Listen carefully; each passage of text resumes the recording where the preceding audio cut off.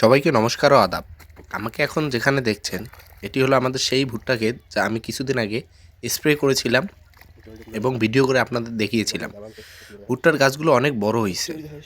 তো প্রতিবারের ন্যায় ভুট্টার গাছে যেহেতু জল ও সার দিতে হয়, সেহেতু আমরা এইবার ইউরিয়া, টিএসপি, এমওপি এবং অন্যান্য সারগুলো দিয়ে সেচ দেওয়ার ব্যবস্থা করেছি।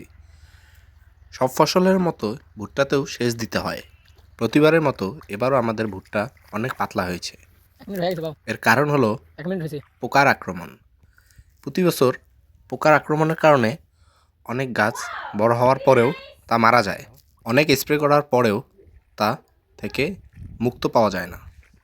এর আগের বার তো আমরা পুরো ক্ষেতই আল দেওয়ার আগে ভিজাই দিয়েছিলাম যেন পোকার আক্রমণ থেকে কিছুটা হলেও মুক্ত পায়।